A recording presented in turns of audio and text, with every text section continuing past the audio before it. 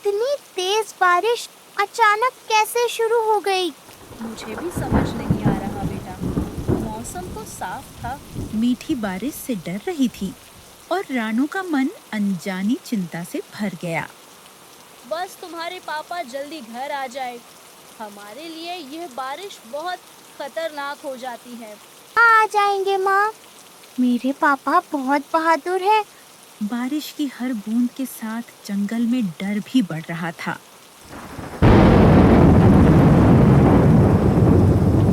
उधर जंगल के दूसरे छोर पर बारिश अब तेज से तेज होती जा रही थी। पेड़ों की डालियां झुक रही थीं और रास्ते कीचड़ से भर चुके थे। इसी बारिश में जग्गू घर लौटने की कोशिश कर रहा था। हे भगवान, आज फैक्ट्री में काम ज्यादा हो गया। ऊपर से ये अचानक शुरू हुई बारिश। राणो और मीठी मेरा इंतजार कर रही होंगी। जग्गू अपने पंख फैलाकर तेजी से उड़ने लगा, लेकिन बारिश की मोटी बूंदें उसके पंखों को भारी बना रही थीं। मुझे किसी भी हाल में जल्दी घर पहुंचना होगा। तभी तेज गरज के साथ बिजली चमकी। एक बूढ़ा पेड़ जोर से हिला और उसकी एक बड़ी डाल चरमराकर टूटकर जग्गू के ऊपर गिर गई। अरे ये क्या, मेरा पंख! डाल सीधे जग्गू पर गिरी। वह जमीन पर गिर पड़ा। बारिश लगातार गिर रही थी और जग्गू अब उड़ने में असमर्थ था। हे भगवान, अब मैं क्या करूं? इस हालत में मैं घर कैसे पहुंचूंगा? जंगल में अंधेरा बढ़ रहा था। बारिश रुकने का नाम नहीं ले रही थी और जग्गू अकेला खतरे के बीच फंस चुका था।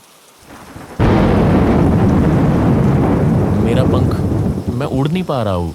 डाल कुछ दूर लुढ़क गई, जमीन पर पड़ी रही। जग्गू आजाद था, पर चोट ने उसे बेबस बना दिया था। तभी बारिश की आवाज के बीच ऊपर से एक कर्कश हंसी गूंजी। लगता है आज किस्मत तुम्हारे साथ नहीं है जग्गू। पेड़ की ऊंची डाल पर बैठा शेरू कौवा तेज नजरों से सब देख रहा था। उसकी आंखों में दया नहीं, सिर्फ चालाकी थी। शेरू, अगर तुम सच में ताकतवर हो तो किसी की मदद करना भी सीखो। मदद? इस बारिश में हर कोई अपना फायदा देखता है। देखो जग्गू, मैं तुम्हें यहाँ से बचा सकता हूँ, लेकिन बदले में मुझे कुछ चाहिए। क्या चाहिए तुम्हें? तुम्हारी पत्नी राणो का पहला अंडा। कभी भी नहीं।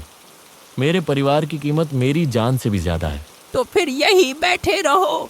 घायल पंख, तेज बारिश और भूख, ये तीनों मिलकर तुम्हारा फैसला बदल देंगे। नहीं, मुझे झुकना नहीं है। कोई ना कोई रास्ता जरूर निकलेगा। और तभी बारिश के बीच किसी और पंखों की मजबूत आवाज सुनाई दी।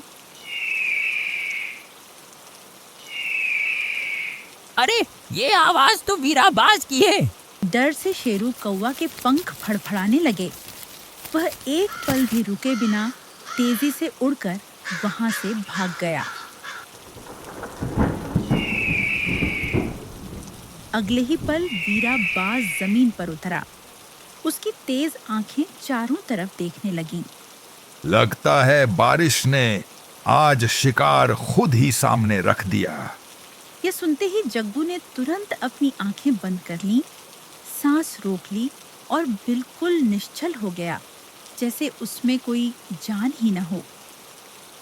वीराबाज कुछ पल जग्गू को देखता रहा, फिर धीरे से बोला, नहीं, मैं मरे हुए पक्षी का शिकार नहीं करता। इतना कहकर वीराबाज ने पंख फैलाए और आसमान की ओर उड़ गया। भगवान का शुक्र है, मेरी चाल काम आ गई। बारिश अब भी तेज हो रही थी और रानू के दिल में तूफान भी थमा नहीं था। इतनी देर हो गई है मीठी। तुम्हारे पापा कभी इतनी देर नहीं करते। मेरा मन बहुत घबरा रहा है। माँ पापा बहुत समझदार हैं। वो जरूर लौट आएंगे। भगवान उन्हें कुछ नहीं होने देंगे। मीठी यह कहते हुए खुद भी कांप रही थी, लेकिन माँ के सामने मजबूत बनना चाहती थी। बेटा, अगर जंगल में तुम्हारे पापा को कुछ हो गया तो हम दोनों। नहीं माँ, ऐसा मत कहो। पापा ने कहा था ना, मैं लौटूंगा चाहे कितनी भी बारिश क्यों ना हो। घोंसले में कुछ पल की चुप्पी छा जाती है। बस बारिश की आवाज और दो धड़कते दिल। हे भगवान, मेरे जीवन साथी को सुरक्षित वापस भेज दो। अगर वो लौट आए तो मैं मंदिर में बहुत से दाने चढ़ाऊंगी, बस, और मुझे कुछ नहीं चाहिए। तभी दूर से हल्की सी पंखों की फड़फड़ाहट सुनाई देती है। माँ, क्या आपने सुना? हाँ, लेकिन डरती हूँ कहीं ये मेरी कल्पना तो नहीं। माँ बेटी दोनों की नजरें एक साथ अंधेरे आसमान में टिक जाती हैं। वो इंतजार जो हर पल और भारी होता जा रहा था। बारिश फिर तेज हो चली थी। अंधेरे बादलों के नीचे एक थका हुआ पंछी अपने घर की दिशा में लड़खड़ाता हुआ बढ़ रहा था। वो जग्गू था, एक पंख घायल, सांसें भारी, लेकिन दिल में अपने परिवार से मिलने की अटूट चाह। बस थोड़ा और, हे भगवान, हिम्मत दे दो। राणो और मीठी मेरा इंतजार कर रही होंगी। हर उड़ान पर दर्द उसके पंख में चुभ जाता, लेकिन हर दर्द से बड़ा था घर पहुंचने का सपना। तभी घोंसले के पास एक साया लड़खड़ाया। माँ, माँ देखो, कोई आ रहा है। बेटा, तेरे पापा आ गए। राणो, मैं आ गया, थोड़ी देर हो गई। तुम पागल हो गए हो क्या? इतनी बारिश में, इतनी चोट के साथ, अगर तुम्हें कुछ हो जाता तो? पापा, मुझे डर लग रहा था।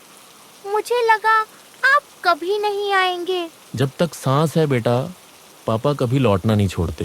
राणो ने जग्गू के घायल पंख को देखा। उसका दिल कांप उठा।